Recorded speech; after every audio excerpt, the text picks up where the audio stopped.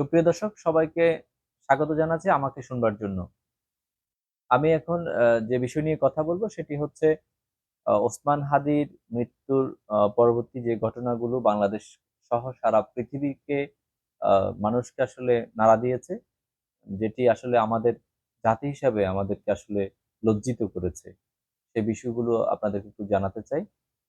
গতকালকে 18 ডিসেম্বর শরীফ ওসমান হাদি মৃত্যুর খবর সিঙ্গাপুর থেকে আসার পরে দেশ জুড়ে এক ধরনের তাণ্ডব এবং নারকীয় পরিস্থিতি তৈরি করেছে তৌহিদি জনতা অথবা ছাত্র জনতা, যে যাই বলুক।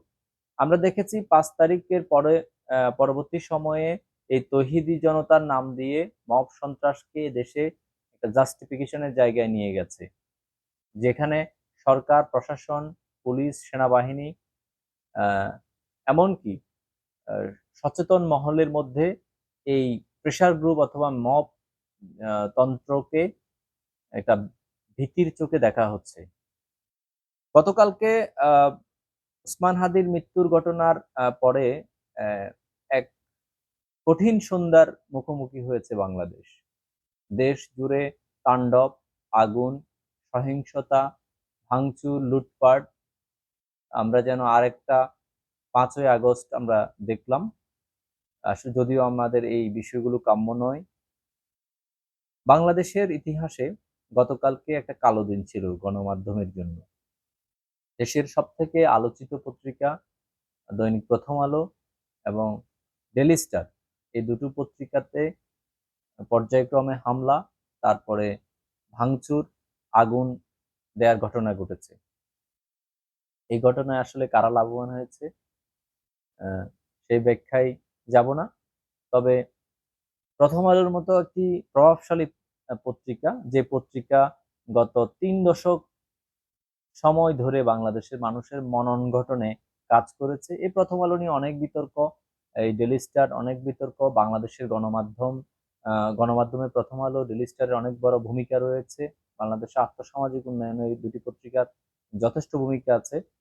আহ, বলে রাখা ভালো, বিগত সরকার আওয়ামী লীগ সরকারের সাথে প্রথম আলোর যে দ্বন্দ্বের জায়গা ছিল, যে সেটি কিন্তু সবাই জানে। কিন্তু অভিযোগ আছে যে প্রথম আলো সম্পাদক, আহ, যারা, যে দুজন ডেইলি স্টার এবং প্রথম আলো সম্পাদক, তারা 1/11 এবং 5ই আগস্টের ঘটনাকে কেন্দ্র করে বাংলাদেশের যে গণতন্ত্রের পালাবদল, যে পরিবর্তন, আহ, এই বিষয়গুলো সৃষ্টির পেছনে প্রথম আলোকে দায়ী করা হয়। এটা কাউকে দায়ী করা আমাদের উদ্দেশ্য নয়। আমরা দেখেছি প্রথম আলো এবং ডেইলি স্টারের উপরে যে হামলা, এই হামলার তীব্র নিন্দা জানাচ্ছি।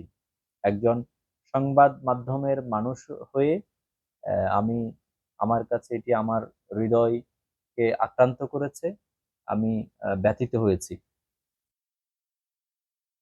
এই এবং সব থেকে বড় কথা হচ্ছে সাংবাদিকরা অবরুদ্ধ ছিল, প্রায় 30 জন সাংবাদিক মানে আহত হয়েছে, পরবর্তীতে পর্যায়ক্রমে তাদেরকে উদ্ধার করা হয়।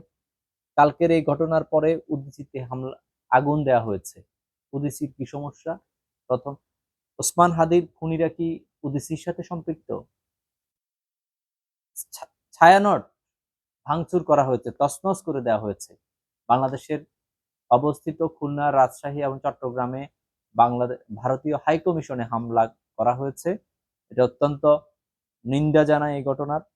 রাজশাহীতে ডেইলি স্টার ভবন, যশোরে ডেইলি স্টার প্রথম আলো ভবনে হামলা করা হয়েছে। চট্টগ্রামে মহিউদ্দিন চৌধুরীর এবং বীর বাহাদুর উষু সিং এর বাসভবনে আগুন দেওয়া হয়েছে। বঙ্গবন্ধুর স্মৃতি বিজড়িত মুক্তিযুদ্ধের সূতিকাগার হিসেবে পরিচিত ধানমন্ডি 32-এর বাড়িতে আহ আবারও ভাঙা বাড়িতে, পোড়া বাড়িতে আগুন দিয়ে সেটি জ্বলছে দেওয়া হয়েছে, ভেঙে মাটির সাথে গুঁড়িয়ে দেওয়া হয়েছে। ইন্দিরা গান্ধী কালচারাল সেন্টারে আগুন, ময়মনসিংহে একজন হিন্দু ভদ্রলোককে ধর্ম অবমাননার অভিযোগ তুলে তাকে প্রকাশ্য পিটিয়ে মব সৃষ্টি করে হত্যা করে আগুনে ঝলসে দেওয়া হয়েছে। আহ, সে যদি ধর্ম অবমাননা করে থাকে, বাংলাদেশের প্রচলিত আইনে তার বিচার আমরা সেটা কামনা করি। কিন্তু দিনে দুপুরে মানুষকে এভাবে মেরে, মানে কোন ধর্মের ইঙ্গিত আসলে মবতন্ত্র প্রতিষ্ঠাকারীরা দিতে চাইছে আমার ঠিক জানা নেই। সব থেকে আশ্চর্যজনক বিষয় হচ্ছে সরকার এই ব্যাপারে অনেকটা উদাসীন। মব সৃষ্টিকারীদের পেছনে সরকারের আইন শৃঙ্খলা বাহিনী, পুলিশ প্রশাসন এবং সেনাবাহিনীর এক ধরনের নির্বিকার অবস্থান আমরা গতকালকে দেখলাম।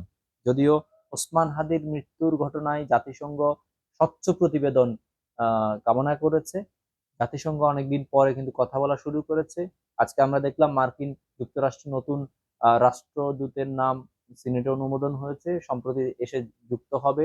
বাংলাদেশের ভূ রাজনৈতিক বিষয়ে যেহেতু পরাশক্তি এবং বিশ্বের অনেকগুলো দেশের একটা ভূমিকা এখানে রয়েছে, সামনে নির্বাচন, এই নির্বাচনে আসলে কারা ঠিক ঘোলা জলে মানে ঘোলা পানিতে মাছ শিকার করে কিন্তু রাজনৈতিক ফায়দা লুটার চেষ্টা করছে, সেটা নিশ্চয়ই আপনারা বুঝতে পারছেন।